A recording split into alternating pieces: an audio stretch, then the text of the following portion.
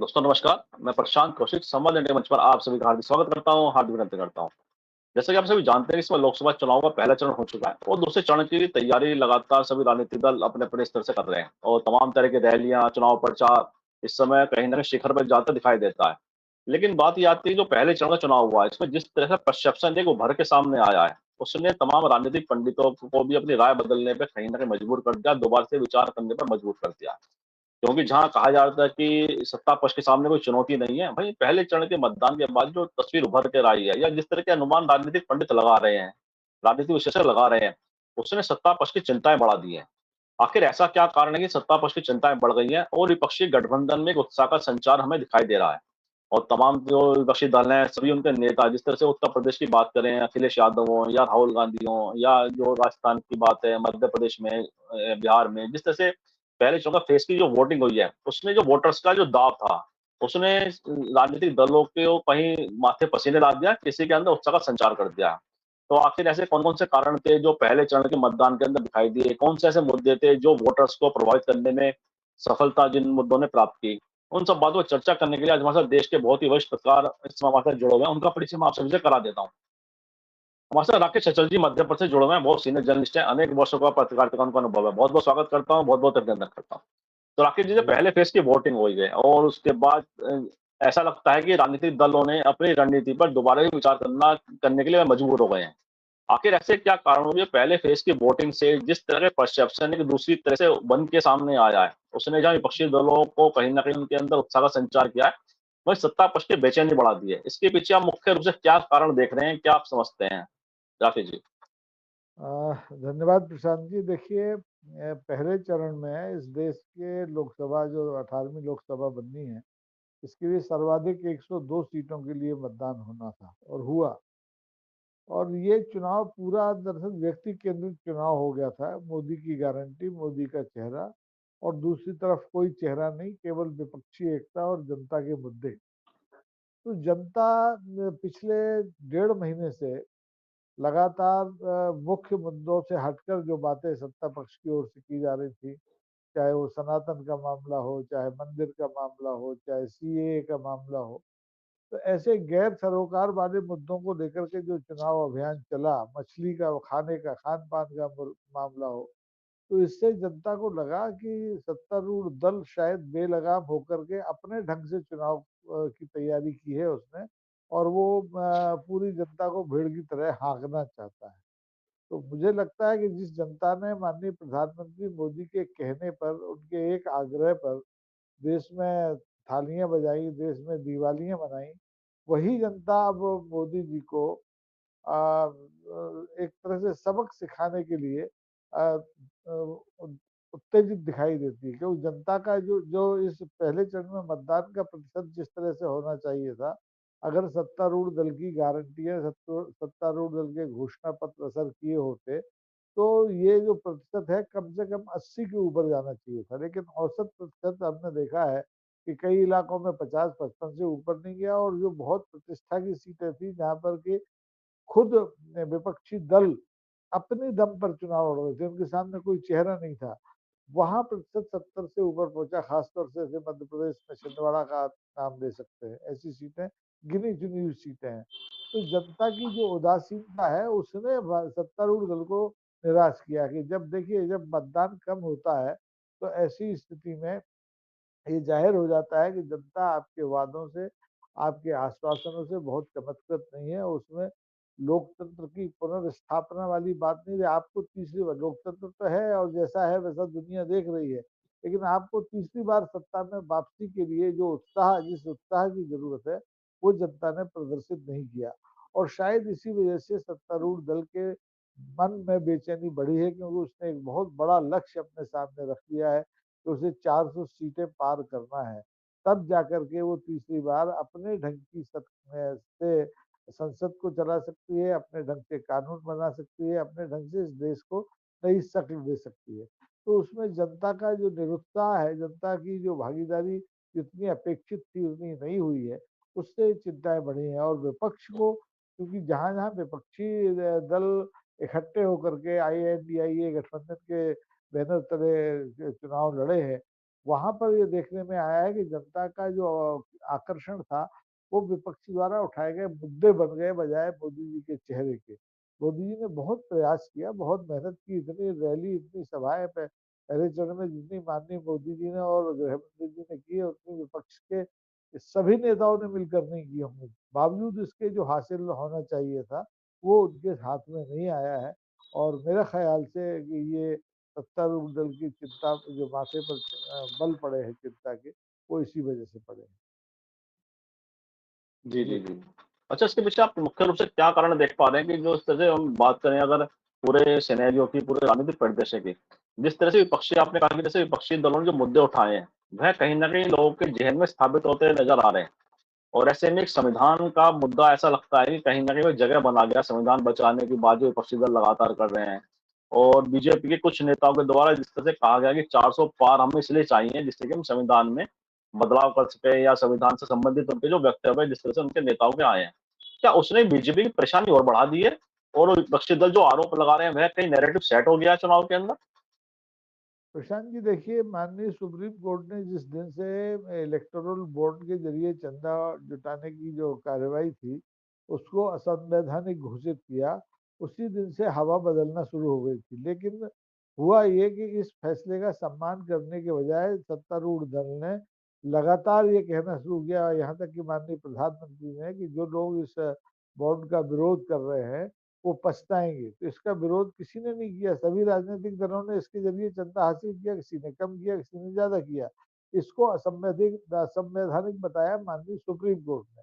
तो लोगों को ये लगने लगा कि ये जो सत्ता है अब ये इतनी मदाद हो गई है कि जो न्याय व्यवस्था है इस देश की उसका भी सम्मान नहीं कर रही है। जिस सुप्रीम कोर्ट ने इसको असंवैधानिक बताया है उसको लेकर के बार बार सत्तारूढ़ दल की तरफ से कहा जा रहा है कि आप पछताएंगे इसको गलत बता करके। और ये बात आप देखेंगे कि मतदान के दिन तक दोहराई जाती रही, और जब मतदान का पहला चरण हो गया है तब देश की वित्त मंत्री ने तो खुलकर कह दिया है कि भारतीय जनता पार्टी अगर सत्ता में आएगी तो वो इस इलेक्टोरल बॉन्ड को दूसरे बार दोबारा नए शक्ल में लेके आएगी। तो जाहिर है कि सत्ता का जो अड़ियलपन है, सत्तारूढ़ दल की जो जो महत्वाकांक्षा है वो जनता के गले नहीं उतर रही है। और जनता को ये डर लग रहा है कि अगर ये हठधर्मी अभी दिखा रहे हैं, चुनाव के पहले, मतदान के पहले चरण तक दिखा रहे हैं, तो आखिरी में 4 जून के बाद क्या स्थिति होगी। तो इससे एहतियात के तौर पर मुझे लगता है कि जनता ने इनको एक ब्रेक लगाया, एक हर्डल पैदा किया है इनके मतदान के प्रतिशत को कम करके। और इनके जो प्रत्याशी हैं उनके के प्रति समर्थन की जो अवधारणा थी, अपेक्षित अवधारणा थी, उससे कम काम करके एक तरह से हर्डल ही लगाया है, ब्रेक लगाया है कि ये सबक सीख ले तो शायद बात बच जाए। जी। जी, जी। सर साहब सही कहा आपने, इलेक्टोरल बॉन्ड एक बड़ा मुद्दा तो है ही सामने आ गया एकदम से। और जितना सुप्रीम कोर्ट की जो उस पे वक्तव्य आया, जो निष्कर्ष उन्होंने दिया है, वह भी लगातार भारतीय राजनीति की मतलब केंद्र बिंदु में आ चुका है। और अगर जैसे बात करें फाइनेंस मिनिस्टर की, जो आपने कहा कि उन्होंने कहा सरकार हमारी आती है तो हम पुनः इलेक्टोरल बॉन्ड के बारे में उन्होंने जो वक्तव्य दिया, लेकिन वो उसके उलट उनके घर में ही उनके पति ने इलेक्टोरल बॉन्ड पर काफी सवालिया निशान लगाए। तो ऐसे में अगर फाइनेंस मिनिस्टर अपने जो घर में परिवार में एक राय नहीं बना पा रही है, तो पूरे देश में एक राय बनाने में वे कैसे सफल होंगे इलेक्टोरल बॉन्ड को लेकर? ये बड़े सवाल पैदा करते हैं। तो उनकी जो पति की प्रतिक्रिया आई है, उसके किस नज़र से आप देखते हैं उसको?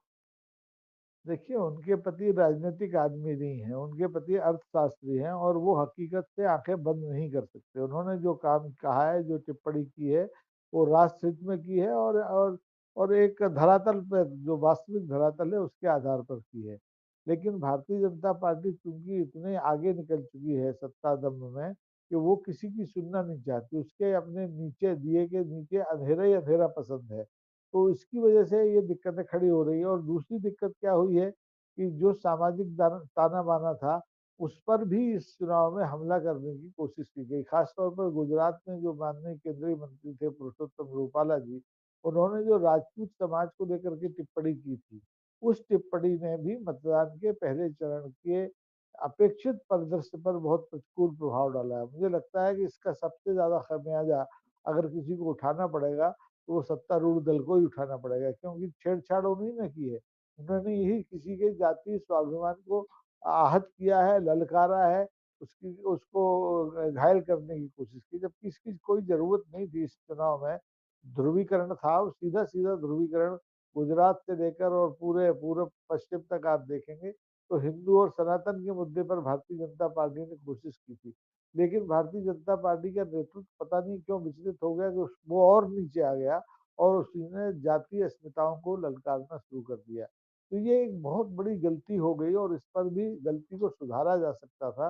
लेकिन भारतीय जनता पार्टी के केंद्रीय नेतृत्व ने न तो रूपाला जी को मैदान से हटाया, जैसा कि राजपूत समाज की मांग थी पूरे देश में, और ना ही उनको माफी मांगने के लिए या नेतृत्व की तरफ से माफी मांगने की कोई कोशिश की गई कि ताकि जख्मों पर मरहम लगाई जा सके। तो मुझे लगता है कि ये जो इलेक्टोरल बॉन्ड के बाद जो है दूसरा सबसे बड़ा मुद्दा, ये जातीय अस्मिताओं को ललकारना, उनको अपमानित करना भी रहा होगा। और इसी की वजह से आप देखेंगे कि जहाँ वोट प्रतिशत ज़्यादा होना चाहिए था वहाँ बहुत कम हुआ, और जहाँ बहुत कम होना चाहिए था वहाँ बहुत ज़्यादा हुआ। तो अब जो चुनौती है वो खास तौर पर भारतीय जनता पार्टी का जो गढ़ होता है, गुजरात होता है, वहीं से उठना शुरू हो गई है। तो वहाँ से लगता है कि 2019 में जो भारतीय जनता पार्टी ने हासिल किया था, वो शायद 2024 में उसे न मिल पाए, क्योंकि प्रथम ग्रासे मक्षिका भक्षती हो गया है। पहले ही कौर में जनता की अरुचि सामने आ गई है, और ये एक शुभ लक्षण नहीं है, कम से कम तीसरी बार सत्ता में वापसी के लिए। जी। जी, जी। अच्छा यार, जो कोर क्षत्रिय समाज हैं या दूसरे ऐसे समाज हैं, वो लगातार भाजपा के कोर वोटर रहे हैं और पिछले कई चुनाव से वह लगातार बीजेपी का एकमुश्त मतदान वह करते रहे हैं विभिन्न राज्यों में। लेकिन ऐसी क्या मतलब सोच में जो अंतर आया है बीजेपी की कि अपने कोर वोटर को सँभालने में वे कहीं न कहीं उस तरह से मुस्तैद दिखाई नहीं देती जिस तरह से पिछले चुनाव में दिखाई दी। और जैसे आपने रूपाला जी का एग्ज़ाम्पल दिया कि उनके वक्तव्य के बावजूद भी भाजपा ने इस पे कोई डैमेज कंट्रोल करने की कोशिश करते हुए पूरे परिदृश्य में दिखाई नहीं दी। ऐसे उत्तर प्रदेश में हम देखें जिस तरह से मुजफ्फरनगर लोकसभा क्षेत्र में संगीत सोम जो सरगना से पूर्व विधायक हैं भाजपा के और वर्तमान सांसद के जो संजीव बालियान हैं, जो प्रत्याशी हुए हैं इस बार के चुनाव में, उनके भी तो जो तल्खियाँ थी, उसने भी क्षत्रिय समाज की नाराज़गी को और मुखरता प्रदान की।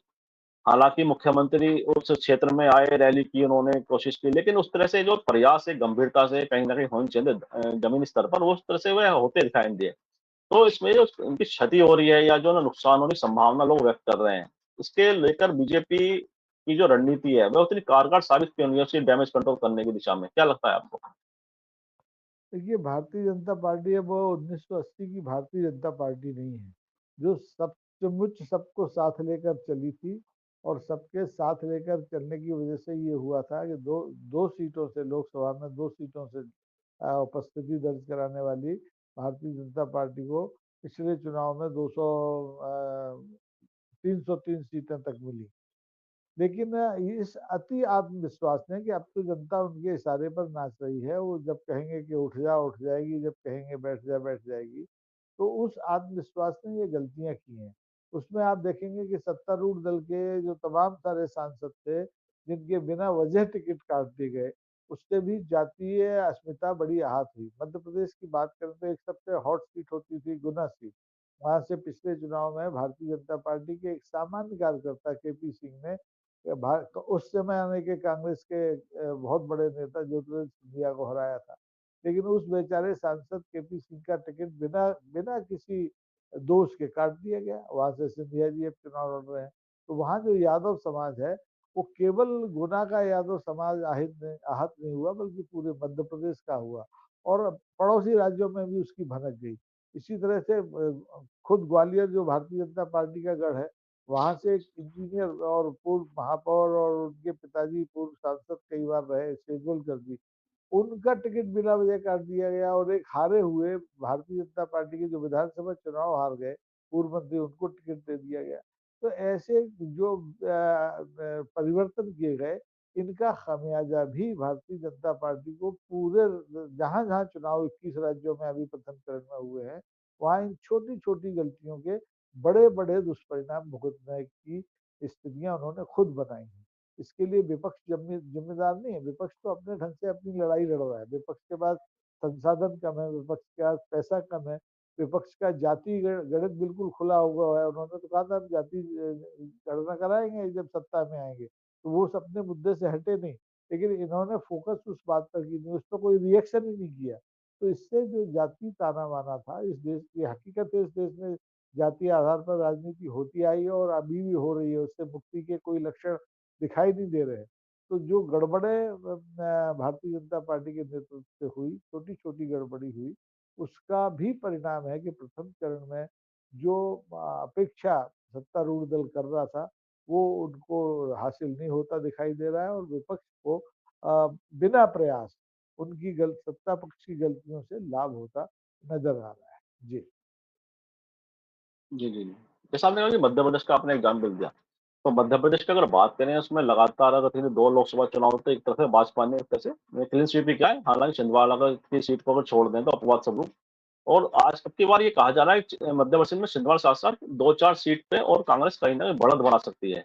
ऐसे ही राजस्थान में भी कहा जा रहा है कि जिस तरह से एक तरफ़ा चुनाव पिछले लोकसभा चुनाव में रहे हैं, इस बार कुछ ना कुछ सीटें वहाँ कांग्रेस प्राप्त कर सकती है। ऐसे गुजरात में भी एक कुछ का लोगों का मानना ये है कि वहाँ पे 2-1 सीटों पर कहीं न कहीं कांग्रेस बढ़त पर है। तो ऐसे में जो जहाँ बीजेपी की बात करें तो जिन प्रदेशों में उन्होंने एक तरफ़ा जीत प्राप्त की थी, इस बार ऐसी क्या कारण है उन प्रदेशों में भी उन्हें कुछ सीटों का नुकसान होने की संभावना राजनीतिक विशेषज्ञ व्यक्त कर रहे हैं। इसके पीछे क्या कारण देख पा रहे हैं आप? देखिए प्रशांत जी, भारतीय जनता पार्टी ने सफलता का जो चरम है वो 2019 में हासिल कर लिया था। 2014 में जो यात्रा उन्होंने शुरू की थी सत्ता प्राप्त करने की, और प्रदेशों में भी जो स्थितियां बदली, तो 2023 के अंत में जो चुनाव हुए 5 राज्यों के, उसमें भी आपने देखा, तो वो सफलता के चरम पर पहुंच गए थे, उससे ऊपर जाने की कोई गुंजाइश थी नहीं। और इसी भ्रम में भारतीय जनता पार्टी के हाईकमान ने कुछ ऐसे निर्णय ले लिए जो आत्मघाती साबित हुए। जैसे मध्य प्रदेश की आप बात करें, मध्य प्रदेश में उन्होंने पिछले 2019 के चुनाव में घेर करके, साजिश करके ज्योतिरादित्य सिंधिया को हराया था और उनको औकात दिखाने की कोशिश की थी। यही सब काम इस चुनाव में मैं देख रहा था कि मध्य प्रदेश में जैसे कमलनाथ है, बहुत पुराने राजनेता हैं और माननीय मोदी जी से भी पुराने राजनेता हैं। 1980 से लगातार चुनाव लड़ते आ रहे हैं, और एक अपवाद को छोड़कर 1997 में शायद एक उपचुनाव हुआ था, उसको छोड़ करके वो छिंदवाड़ा से लगातार जीते हैं। उनका बेटा जीता, उनकी पत्नी जीती। तो उनको घेर करके हराने के लिए पूरी सरकार मध्य प्रदेश की लगी है। मध्य प्रदेश के मुख्यमंत्री वहां डेरा डाले हुए हैं। भारतीय जनता पार्टी संगठन के दो बड़े पदाधिकारी, कैलाश विजयवर्गीय और दूसरे का नाम मुझे याद नहीं आ रहा, वो वहां डेरा डाले हुए हैं। तो इस उधेड़-बुन में क्या हुआ कि प्रथम चरण के जो मध्य प्रदेश में 6 सीटों पर मतदान होना था, हुआ। उसमें से बाकी की सीटों पर उतनी मेहनत भारतीय जनता पार्टी नहीं कर पाई जितने की अपेक्षित थी। उन्हें लग रहा था ये तो हम जीत ही जाएंगे। केवल छिंदवाड़ा ही अजय सीट 2019 में रही थी, तो इस बार छिंदवाड़ा को हम अगर हासिल कर लेंगे तो बाकी की 28 सीटें तो मिल ही जाएंगी। लेकिन ये आकलन गलत गलत साबित हो रहा है, क्योंकि जिस ढंग से प्रत्याशियों के नाम घोषित हुए, उसके साथ ही चुनावी परिदृश्य में कलर चेंज होता दिखाई देने लगा। अब मुझे लगता है, आज की तारीख में, अभी तो पहला चरण ही हुआ है, कि कम से कम भारतीय जनता पार्टी को इस चुनाव में पिछले चुनाव के मुकाबले 7 सीटों का नुकसान अकेले मध्य प्रदेश में होगा। और अगर यही पैटर्न पड़ोस के राज्यों में चला, सीमा से लगे हुए राजस्थान में चला, छत्तीसगढ़ में चला, तो भारतीय जनता पार्टी का जो लक्ष्य है 400 पार का, वो बहुत बुरी तरह से प्रभावित होगा। और मुझे लगता है कि मोदी जी की जो गारंटी है, उसको भी इससे नुकसान हो सकता है। जी। जी, जी, जी, जी। जैसे 400 पार के नारे की आपने कहा कि अगर इन राज्यों में नुकसान होता है, तो उसे पार पाना तो बड़ा मुश्किल लक्ष्य उनके लिए साबित होगा। साथ ही पुरानी पोज़ीशन को रिटेन करना भी कहीं न कहीं बड़ा मुश्किल हो जाएगा। ऐसे में जो गारंटी की बात लगातार मोदी जी कह रहे हैं कि मोदी की गारंटी, मोदी गारंटी, और साथ ही विपक्षी दल अगर बात करें राहुल गांधी अपनी घोषणा पत्र के माध्यम से नई तरह की अपनी गारंटी पेश कर रहे हैं, आम आदमी से जुड़े सरोकार पर वो लगातार बात कर रहे हैं। वो अगर मैं तुलनात्मक रूप से दोनों गारंटी की बात करें, दोनों दलों की जो अपनी बातें हैं, घोषणा पत्र हैं, उसके बारे में बात करें, तो ऐसे में कौन-सा ज़्यादा आदमी के नज़दीक आपको दिखाई देती है गारंटी? कौन-से पार्टी की ऐसी गारंटी है जो सीधे-सीधे आम आदमी के सरोकारों को जोड़ती दिखाई देती है, प्रभावित करती दिखाई देती है? देखिए प्रशांत जी, भारतीय राजनीति में गारंटी शब्द बहुत पुराना तो नहीं, लेकिन बहुत नया भी नहीं। ये सब सबसे पहले कांग्रेस ने ही महात्मा गांधी राष्ट्रीय रोजगार योजना मनरेगा जिसको आप कहते हैं, अरे! उसमें गारंटी शब्द जोड़ा था। और उसके बाद वो उसको दोहराया नहीं गया, चलता रहा। लोगों ने उस पर भरोसा किया क्योंकि लोगों को जो गारंटी दी गई थी कम से कम 100 दिन का काम की, वो लोगों को मिली। और वो लोकप्रिय योजना इतनी हुई कि सत्तारूढ़ दल कांग्रेस उस समय का हार गया 2014 में, 2019 में भी हार गया। बावजूद उसके वो योजना समाप्त करने का साहस मौजूदा सरकार भी नहीं कर पाई। तो गारंटी वहां से चली थी। उस गारंटी को मोदी जी ने अपनी लोकप्रियता के आधार पर पार्टी को एक तरफ कर अपने ऊपर ले लिया। अगर वो पार्टी के ऊपर वो गारंटी ली जाती तो मुझे लगता है ज्यादा कामयाब होती, जैसा कि कांग्रेस ने किया है। कांग्रेस ने राहुल की गारंटी नहीं कहा है, कांग्रेस ने कहा है कांग्रेस ये गारंटी देती है कि हाँ, आपको ये 5 तरह की गारंटियां और इनके ऊपर 5-5 और गारंटियां बोनस में, यानी एक गारंटी के साथ 5 गारंटी, 25 गारंटियां उन्होंने दी। तो अब गारंटी बनाम गारंटी हो गया, एक तरफ चेहरे की गारंटी है, एक तरफ पार्टी की गारंटी है। तो चेहरे तो आते जाते रहते हैं और पार्टियां स्थिर रहती हैं, चाहे वो कांग्रेस हो, चाहे भाजपा हो, चाहे वामपंथी दल हो, कोई भी हो। तो लोगों को भरोसा इस बात पर है कि पार्टी की गारंटी ज्यादा बेटर साबित होगी बजाय कि व्यक्ति की गारंटी की। व्यक्ति का तो यह है कि कल के लिए दिन आप मान रहे हैं कि भारतीय जनता पार्टी नेतृत्व को अपेक्षित सफलता न मिली लोकसभा चुनाव परिणाम में, तो पार्टी को संचालित करने वाले जो लोग हैं, जन उनका संघ है, हो सकता है मोदी की जगह किसी दूसरे आदमी को खड़ा कर दे। और वो अगर आ जाएगा तो वो इन गारंटियों का क्या भरोसा। तो इसलिए इन भारतीय जनता पार्टी की ओर से माननीय मोदी द्वारा दी गई गारंटियों के प्रति लोगों का भरोसा कम है, बजाय INDIA, कांग्रेस, RJD, इन लोगों ने जो गारंटियां दी है उसके प्रति। तो अब देखिए गारंटी बनाम गारंटी में पहला चरण तो बहुत ज्यादा शुभ संकेत देके नहीं गया है। अब बाकी के 6 चरणों में क्या होता है वो देखना पड़ेगा। हो सकता है कि अब भारतीय जनता पार्टी अपनी चुनावी रणनीति में कुछ तब्दीली करे। जी। जी, जी, बिल्कुल। मतलब सेकंड फेज़ का चुनाव भी अब आ ही गया, 26 तारीख को सेकंड फेज़ का चुनाव होना है। और ऐसे में अगर 2 पहले चरण की बात करें, सेकंड फेज़ की बात करें, तो काफ़ी हद तक ये देश की राजनीति की दिशा और दशा को कहीं न कहीं प्रदर्शित भी करेगा, परिलक्षित भी करेगा। ऐसे में आने वाले जो पैटर्न है या आने वाले जो इलेक्शन है फेज़ का, विभिन्न फेज़ का जो इलेक्शन होना, उसकी दिशा आपको किस तरह समझ में आ पा रही है? किस तरह से आप उन मुद्दों की जो बात राजनीतिक दल कर रहे हैं, मतलब उन मुद्दों का क्या प्रभाव आने वाले चरण में आप देख पा रहे हैं? देखिए प्रशांत जी, ये पहला चुनाव मेरी याददाश्त में ऐसा है जिसमें अंडर करेंट होते हुए भी उसकी अनुभूति नहीं हो रही है। न राजनीतिक दलों को हो रही है, न मीडिया को हो रही है, और न जो इसका विश्लेषण करने वाले लोग विशेषज्ञ हैं उनको हो रही है। और इसकी वजह शायद ये है कि जनता राजनीति से और अदावत की राजनीति से बहुत निराश हो गई है, क्योंकि पिछले 10 साल में इस देश में सद्भावना तो हर स्तर पर सामाजिक ताने बाने में से गायब हो गई थी, लेकिन राजनीति में से भी गायब हो गई। देश में दो दो मुख्यमंत्री जेलों में पड़े हुए हैं, और उनकी जमानतों को लेकर के जो उनके वैधानिक अधिकार हैं उनको लेकर के रोज नई नई अड़ंगे पैदा किए जा रहे हैं। तो जनता की अरुचि जो राजनीति के प्रति है, ये लोकतंत्र के लिए शुभ लक्षण नहीं है। और इसको दूर करने की कोशिश सभी दलों को करना चाहिए। लेकिन मुझे लगता है कि आने वाले जो चरण है उनमें, चूंकि देखिए आप किसी भी चरण में 90-95 से ज्यादा सीटों पे चुनाव नहीं, कईयों में तो 50-56 पे ही होना है। तो जैसे जैसे हम अगले चरण की ओर बढ़ेंगे वैसे वैसे ये चुनाव और कंसंट्रेट होगा और सांद्रित होगा, और ये सत्तारूढ़ दल की मुसीबतें में लाएगा, क्योंकि उसको रिटेन करना है, सत्ता को बहाल रखना है। भारतीय और जो विपक्ष है उसके पास, उसने तो अभी सत्ता हासिल करने की बात भी नहीं की है, उसने तो इनको रोकने की बात की है पूरे चुनाव में, कि आप इन्हें रोकिए, अगर ये रुक गए और हम बाय द वे सत्ता में आ गए तो हमने ये जो गारंटियां दी हैं हम इनको पूरा करेंगे। तो मुझे लगता है कि जनता शांत रह करके इस बार बिल्कुल मौन रह करके, जिसकी आप उसकी नब्ज को पकड़ ही नहीं सकते, अपना फैसला देने जा रही है। और हर मतदान के हर चरण में ये तब्दीली आप देखेंगे कि जनता सन्ना किसी को आहट भी नहीं होने देगी और अपने मताधिकार का इस्तेमाल कराएगी। उसका खुलासा, उसका मुजाहरा 4 जून को ही होगा। इससे पहले अंदाज लगाना मुश्किल होगा कि किस पार्टी की सत्ता बनने वाली है और कौन सत्ता गंवाने वाला है। जी। जी, जी, जी, जी। एक मिनट।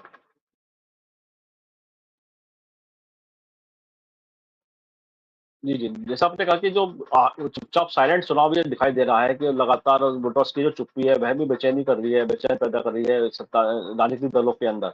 ऐसे में अगर हम बात करें जो सांप्रदायिक ध्रुवीकरण की राजनीति है, इस चुनाव में कहीं भी वह मुखरता के साथ दिखाई नहीं दे रही है। किसी तरह का ऐसा कोई ध्रुवीकरण, सांप्रदायिक ध्रुवीकरण कहीं भी मतलब कहीं सामने नहीं आ पा रहा है। तो ऐसे में अगर जातिगत जो राजनीति है, क्या वह अपना स्थान बना रही है? कोई जातिगत समूह की जिस तरह से नाराज़गी सामने आई है, पंचायतें सामने आई हैं, उसने कहीं न कहीं में जातिगत समूह को गोलबंद करने की कोशिश की है। और विभिन्न लोकसभा क्षेत्र में उनका जो आक्रोश सामने आया है, वह भी कहीं न कहीं ऐसा प्रदर्शित कर रहा है कि जातिगत आधार पर लोग वोटिंग को ज़्यादा प्राथमिकता दे रहे हैं। क्या लगता है आपको या मुद्दों पे कहीं न कहीं ज़्यादा एकजुट वोटर्स हो रहे हैं?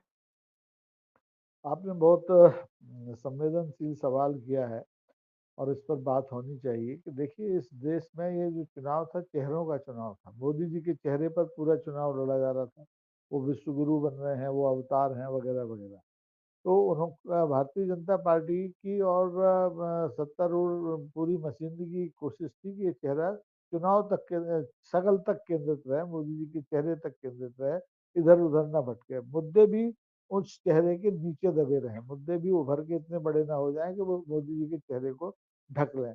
लेकिन दुर्भाग्य ये हुआ कि जो घटनाक्रम पिछले हाल के 2 साल में, 8 साल आप भूल जाइए, 2 साल में हुआ है, देश में दोबारा से किसानों का आंदोलन, अग्निवीर योजना का घोषणा, और उसके बाद हरियाणा में सांप्रदायिक दंगे, मणिपुर का जलना, इन सारी घटनाओं ने दोबारा से इस चेहरे की राजनीति को विफल कर दिया है। अब आप देखेंगे कि पूरे देश में मोदी के चेहरे के बजाय लोग अपनी सजाती लोग के चेहरे देख रहे हैं कि चुनाव मैदान में उनकी जाति का आदमी कितना असरदार है, तो उसको वोट दे रहे हैं। वो पार्टियां नहीं देख रहे हैं, वो अपनी जाति की जो अस्मिता को है पुनर्स्थापित करने की कोशिश कर रहे हैं कि राजनीति में लगातार उसको किनारे करने की कोशिश की, खासतौर पर सवर्णों की राजनीति को, ब्राह्मणों की, ठाकुरों की, बनियों की, इनको राजनीति से धीरे धीरे किनारे करने की कोशिश की गई। इनके टिकट कम किए गए, इनको जातीय रूप से अपमानित किया गया। तो ये सब अब संगठित होते हुए दिखाई दे रहे हैं। तो जो मोदी जी के चेहरे का सिक्का चलना था, वो सिक्का शायद अब नहीं चल रहा है, और ये एक बार पुनर्मुस्को होगी स्थिति है। हम फिर पीछे लौट रहे हैं, हम फिर जातीय राजनीति से मुक्ति के बजाय उसके शिकंजे में फंसते दिखाई दे रहे हैं। और ये जो चुनाव 2024 के हैं, निश्चित रूप से एक बार फिर जो सांप्रदायिक ध्रुवीकरण था वो तो हो चुका, 2019 में हो गया, 2014 में हो गया। अब कोई मंदिर मुद्दा नहीं है, अब कोई 3 तलाक मुद्दा नहीं है। अब मुद्दा है सीधा सीधा कि ये व्यक्ति और इनका चेहरा और इनकी रणनीति, इनकी जो भावी नीति है, उसके समर्थन में खड़ा होना है या उसके खिलाफ खड़ा होना है। संवैधानिक संस्थाओं की सुरक्षा करना है या संविधान को बलाए ताक रख के आपको राजनीतिक निर्णय लेना। तो सारा परिदृश्य बदल गया है। तो आप देखेंगे कि निश्चित तौर पर जातीय गणित इस चुनाव को बुरी तरह से प्रभावित करेंगे। और जितने भी आकलन हैं, सत्तारूढ़ दल के हों, गोदी मीडिया के हों, या दूसरे लोग जो हों, वो सिरे से औंधे मुंह पड़े दिखाई दे सकते हैं। जी। जी, जी, जी। आपने बड़े विस्तार से पूरे विषय का विश्लेषण किया और जो वर्तमान जो राजनीतिक दिशा है, उसके बारे में आपने बड़े विस्तार से बताया। और क्योंकि जो वर्तमान के जो मुद्दे हैं सामने आ रहे हैं या जिस तरह की गोलबंदी सामने आ रही है विभिन्न समूहों की, वह पूरी राजनीति को प्रभावित करने की क्षमता भी रखते हैं। तो ऐसे में आने वाले समय की जो राजनीति है, वह काफ़ी कुछ जैसा आपने विश्लेषण किया उससे प्रदर्शित भी होती है और मुझे विश्वास है हमारे दर्शकों को चर्चा ज़रूर पसंद आएगी। और इन शब्दों के साथ आज की चर्चा को विराम भी देते हैं और मैं आपका भी आभार और धन्यवाद व्यक्त करता हूँ कि आपने हमारे दर्शकों के लिए अपना व्यस्त शेड्यूल से समय निकाला। बहुत-बहुत आपका आभार, बहुत-बहुत धन्यवाद। और मैं आप सभी से भी आग्रह करता हूँ इस वीडियो को लाइक करें, शेयर करें, कमेंट करें। साथ ही संवाद निदेश चैनल को सब्सक्राइब के साथ बेल आइकन जरूर दबाएं जिससे संवाद निदेश अपडेट आपको समय से मिलते रहे। आप सभी का बहुत-बहुत धन्यवाद, बहुत-बहुत अभिवादन।